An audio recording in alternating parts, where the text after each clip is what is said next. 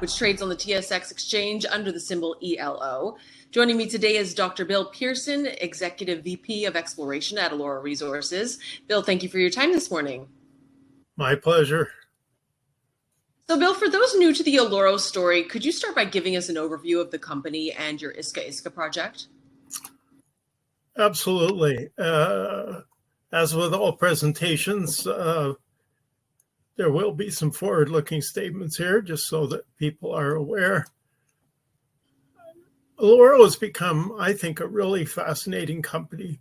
I mean, we've got a potential world-class silver tin polymetallic project in southern Bolivia. And as I'll show you, it's not just one world-class potential deposit. It's, in fact, two major different deposits, but in the same place. We've already issued a really large initial mineral resource, 560 million tons of 13.8 silver, 0.73 zinc, 0.28 lead in our polymetallic domain, and a large resource in our tin domain. The criticism has always been, well, it's kind of low grade, but as I'll show you, our definition drill program is proving that to be totally wrong. As we're doing more fill-in drilling, the grade goes up, and the reason is the statistics start coming on our side, and when we get better sampling and tighter sampling of the higher grade zones, then the overall grade goes up. And we've always highlighted the fact that in the Santa Barbara area, there is a much higher tonnage, and we're focusing on definition drilling. That it's in a potential starter pit area. It's a huge deposit.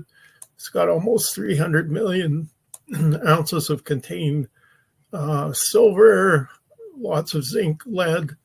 The tin, as I'll show you, has tremendous potential. And we're down here in southern Bolivia in the prolific Bolivian Tin Belt. Tin is a rather interesting element because its distribution is relatively restricted around the world. So you find tin in Bolivia and China and Indonesia, Malaysia, Australia. But it's not nearly as widespread as, say, for example, copper. So Bolivia is a very, very important area for tin. Up in the north end, San Rafael is a very important producer of tin globally.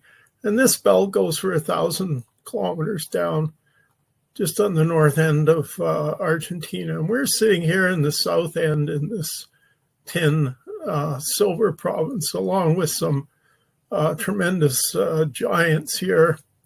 Obviously, Cerrico de Potosí, the famous silver mine, which has produced several billion ounces since the 1500s. But what most people don't realize, there's an estimate of some 500 million tons of tin grading about 0.2 there. So we're in a lovely place. Bolivia is a great country to be in. I know people have concerns about it. I've worked all over South America. Bolivia is terrific. We have a tremendous local partner in Edwin Villegas.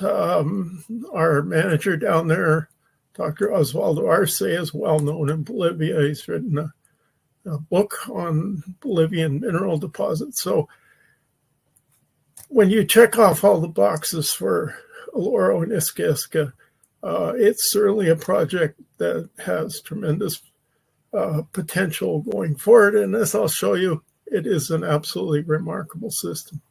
Absolutely. And I was going to say, the company just announced some impressive drill results from your definition drill program, including a high-grade tin intercept. Can you walk us through the key highlights and why they're significant? Yes, absolutely. So there's the caldera. The area I'm going to talk about is over here where the Santa Barbara Huaracaza area is. And that's a simplified geology map here. You can see our MRE pit. That red dashed outline is the potential starter pit area. And if you look at that bluish unit, that is becoming very, very important unit for, as I'll show you, for tin. And you can see how our drilling is obviously more detailed in this starter pit area, which we're filling in. And most of our drilling outside is about 100-meter spacings. But as I've said many times, 100-meter space drilling tells you the system is there, the mineralizing system. But in order to get a reasonable estimate of grade that's accurate, you need about 50-meter centers. And that's what we're seeing in this drill program. So this tin intersection was incredibly exciting. We hit a very high-grade zone in hole 72, which is just in here, in the southwestern part of that starter pit area. 33 meters, grading 1.39% tin, within a much wider zone that's 87 meters, grading 0.74% tin. This is an absolutely world-class intersection. If you look at miners' deck, who keep track of statistics for drill holes for various commodities, in fact, we were number 2 last year with a much wider lower grade hole. This hole is number 1 by a significant margin. This intersection also had the classic picture that we see in the really big Bolivian tin deposits. For example, there's a tin deposit about 30 kilometers north of us called Choroque. It's actually mined by the Cooperativa. And what they are mining are these very high-grade tin veins. The tin occurs in a mineral called cassiterite. But these veins are within a very wide zone that's probably 100 meters wide. And the background in this zone is 0.3, 0.4% tin. That's exactly what we're seeing here. You can see we have several phenomenal grades, 6.6 tin, almost 5%, 3.5, 2.7. These are these high grades cassiterite veins in this overall major structural zone.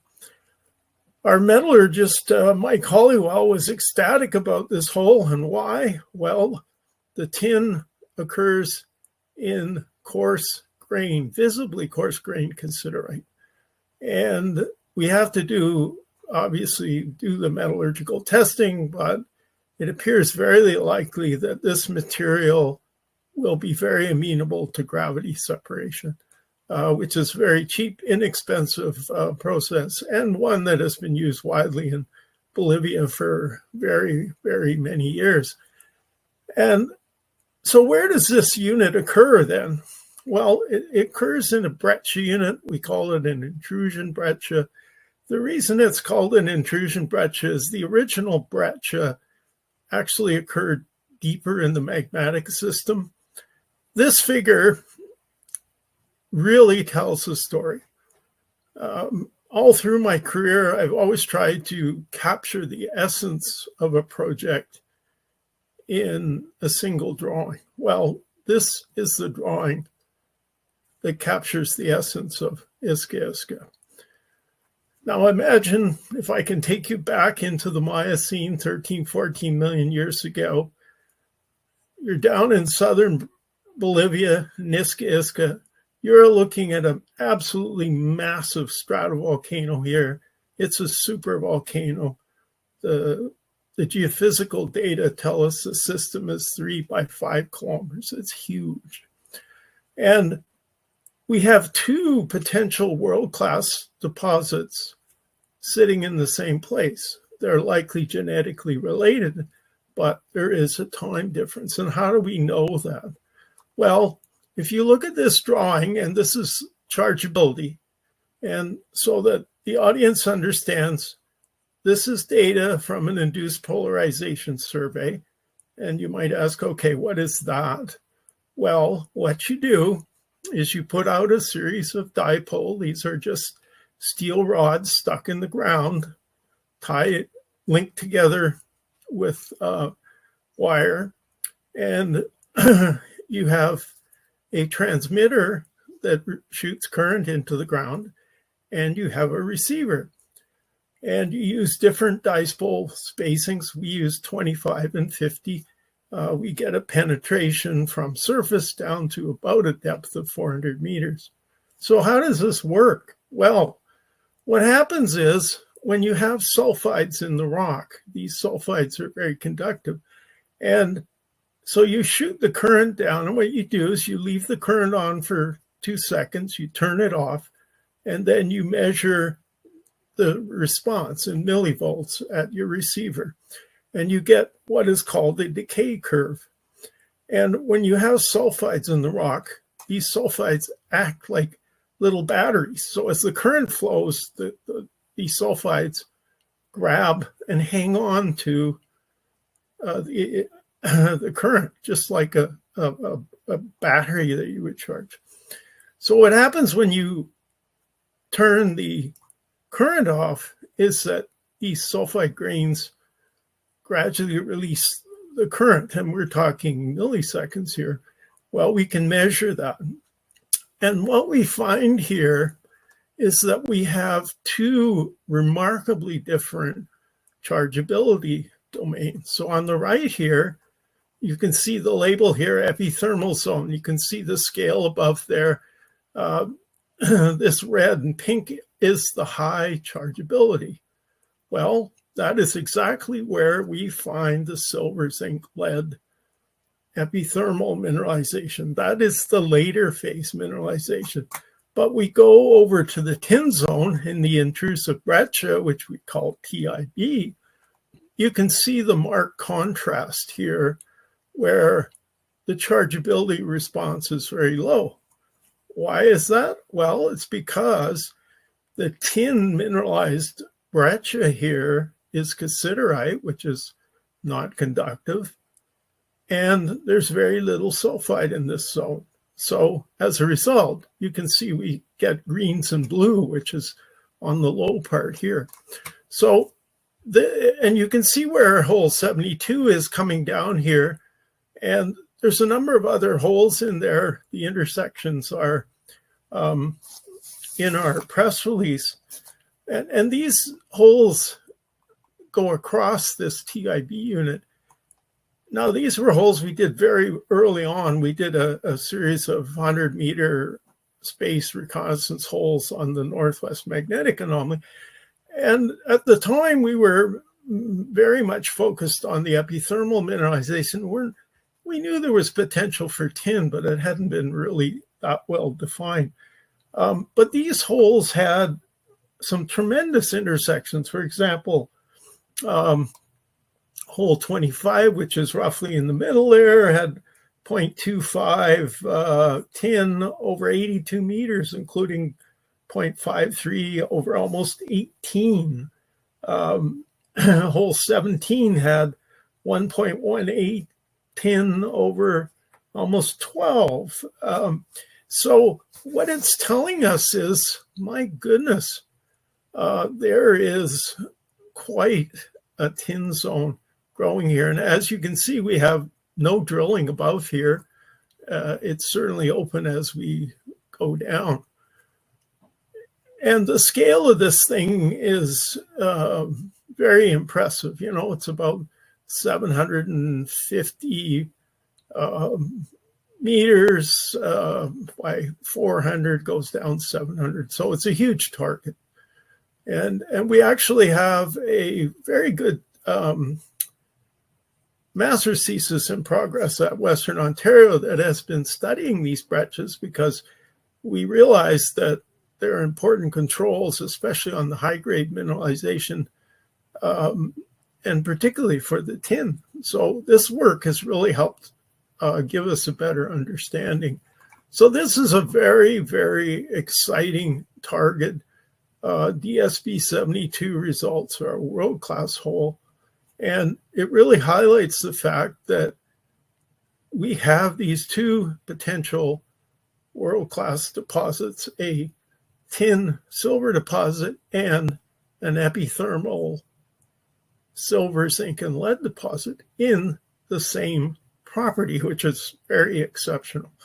And we're still in the very early days of exploring this. So this is a really exciting development. Those two deposit types are very likely genetically related. The tin is earlier stage and the epithermal is later stage. And if you want to divide the two, just look at the distribution of zinc. Where you have tin, you have no zinc. Where you have zinc, you have no tin. So this, I think, is a real game changer for the project.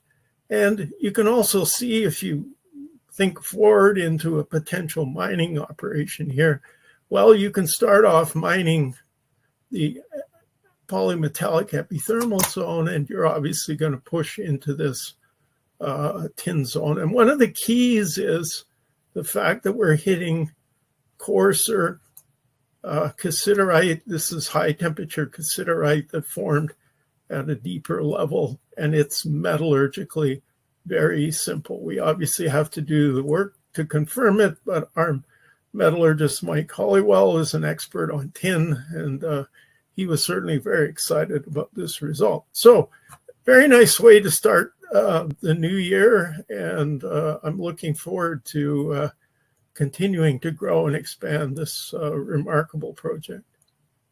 Thanks, Bill. And to close, what should investors be looking forward to next from Eloro Resources? Well, we obviously have some more drill results in the hopper coming out, and those will be coming out in the coming weeks, and we're certainly looking actively at our path forward here. We're looking at the possibility of doing a bulk sample program underground, which would confirm the continuity and grade of the zone, and possibly provide us with some revenue, which would be good. That's in progress here. We obviously would like to do more drilling, and we've also done a lot of work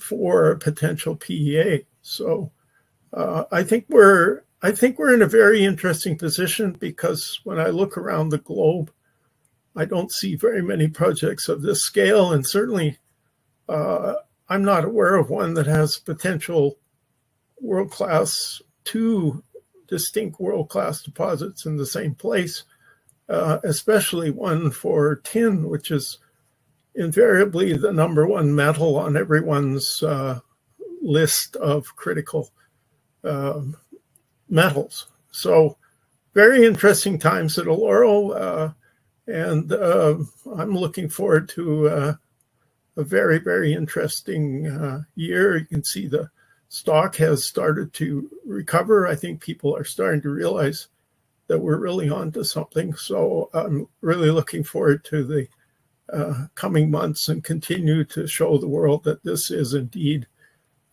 two world-class deposits. Absolutely. Well, thank you so much again for your time today, Bill, and we look forward to having you back on again soon with more updates from Iska Iska. Look forward to it. Always a pleasure.